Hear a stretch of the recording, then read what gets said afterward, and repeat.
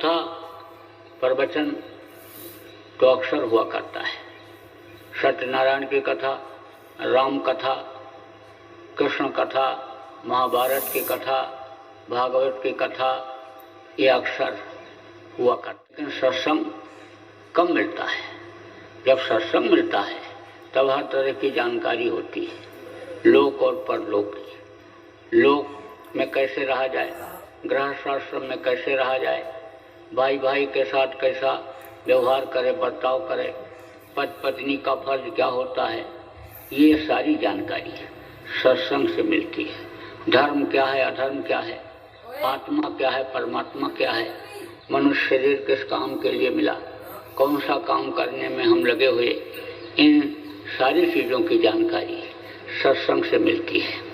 सत्संग जब मिलता है तब जो गंदगी होती है वो अंतर की, वो साफ होती है। मन चित्त बुद्धि अंतःकरण सत्संग मिलने से साफ होता है।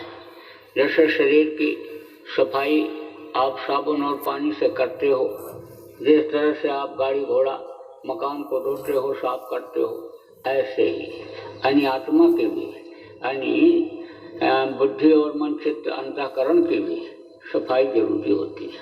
वो स्थान जहाँ पर आत्मा का निवास है, यानी वो स्थान, वो हुजरा जहाँ पर शरीर के अंदर मालिक का स्थान है, वो साफ होना जरूरी होता है। अब कालिख लग गया, बदन गंदा हो गया, आपका मैल जम गई, कपड़ा गंदा हो गया, तो साबुन और पानी से धो लेते हो। लेकिन अंतःकरण कैसे धोओगे? अंतःकरण धोने का तरीका यानी अलग होता है। अंतर के कर्म जो इकट्ठा होते हैं उसको जलाने का तरीका, उसको खत्म करने का तरीका, यह सत्संग से मिलता है। सत्संग जब से लोगों ने छोड़ा तब से देखो परेशानियां आई, नजर आ रही चारों तरफ। इस समय पर आप देखो, चाहे खेती करने वाले खेडूत हों, चाहे रोजगार करने वाले व्यापारी हों, चाहे आपके अन्य नौकरी करने वाले अधिकारी कर्मचारी हों, सब के सब लोग परेशान हैं।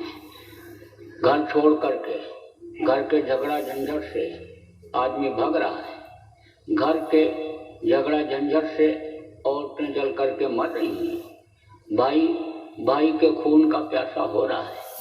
तो उसका कारण क्या है?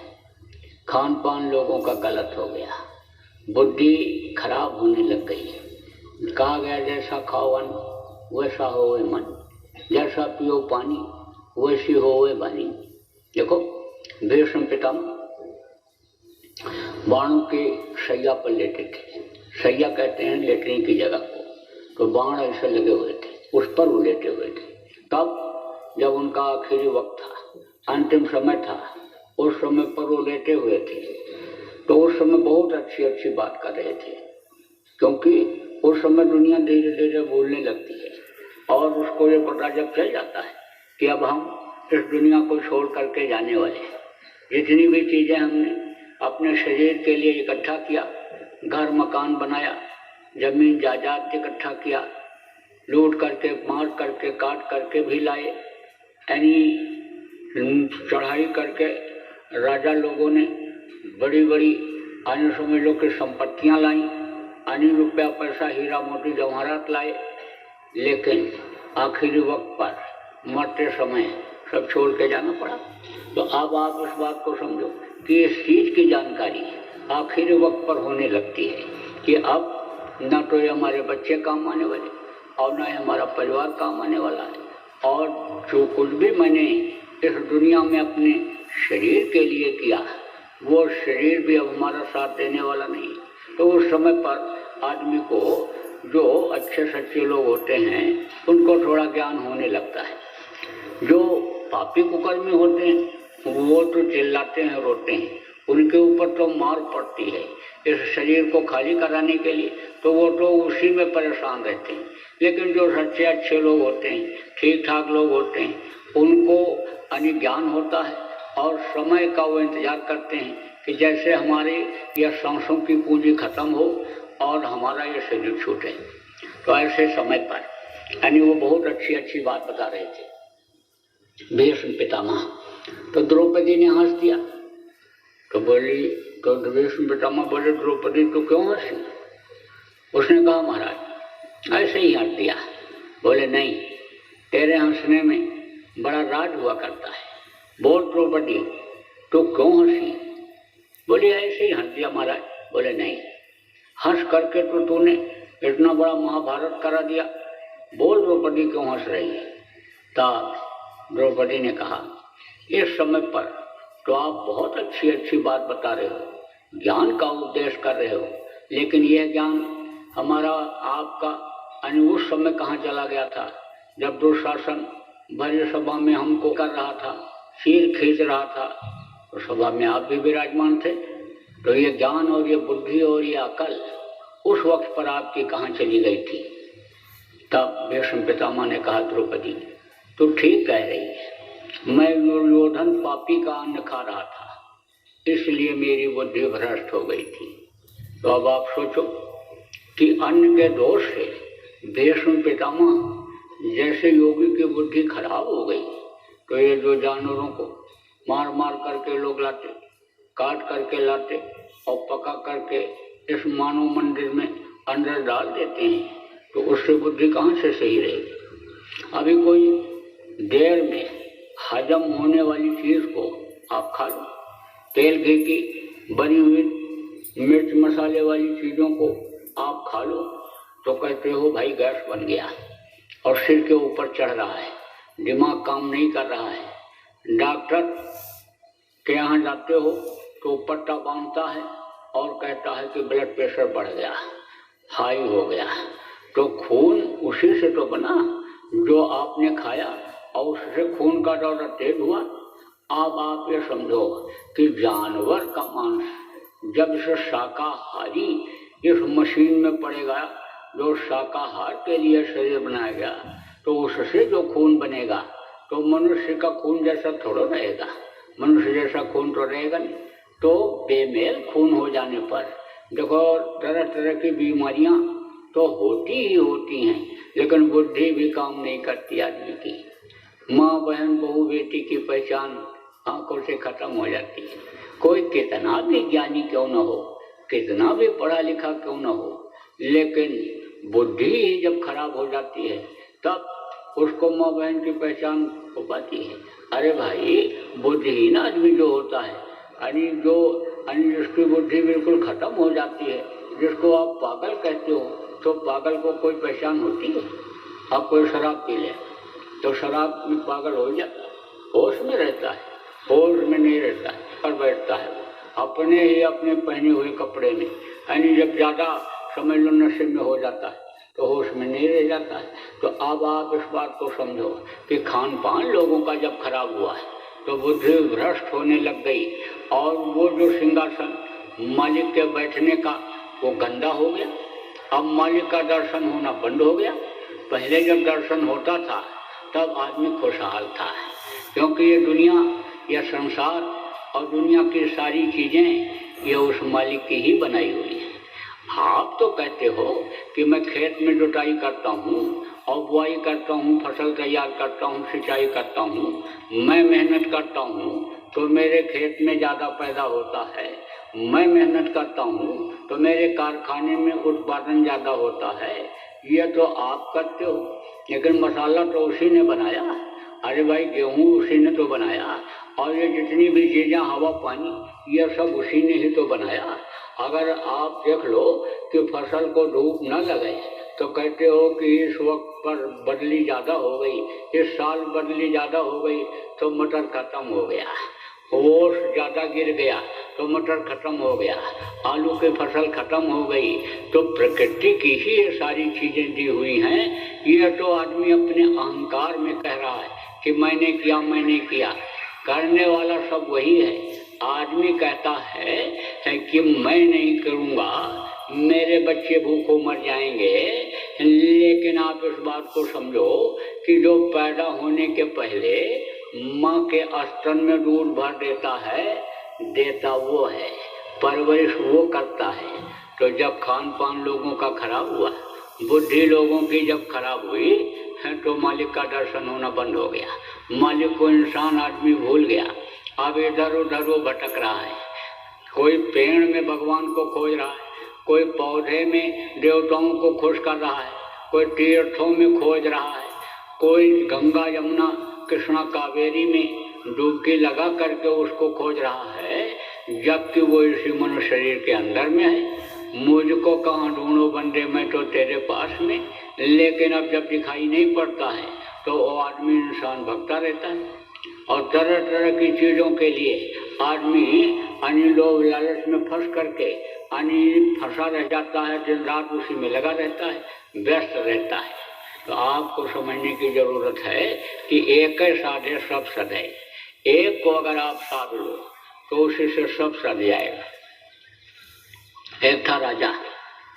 तो राजा कौन होते हैं? जो स्वर्ग और वैकुंठ की आत्माएं होती हैं और उनका जब पूरे कर्म खत्म होता है तब वो नीचे यहाँ भेजे जाते हैं। तो राजा महाराजा के यहाँ जन्म लेते हैं। तो पुण्य और पाप आप लोगों ने धार्मिक किताबों में पढ़ा होगा। कथा भागवत में भी पुण्य और पाप की बात आती है। नरक और स्वर्ग के बात ये तो अमूमन लोग कहते हैं, सबको लगभग धार्मिक लोगों को इस चीज़ की जानकारी रहती है कि नरक और स्वर्ग होता है। तो बताते तो हैं जो प्रवचन करने वाले, जो कथा सुनाने वाले हैं, बताते तो हैं कि भाई पाप करोगे तो नरक जाओ और पुण्य करोगे तो स्वर्ग जाओगे, ये तो सब बताते हैं। लेकिन अब मान लो कोई पाप शरीर से हो ही गया तो उसका क्षमा कैसे होगा, नरक से बचेंगे कैसे, ये तरीका लोगों को नहीं मालूम होता है। ये तरीका किसको मालूम होता है? संतों को पास, संतों को मालूम होता है।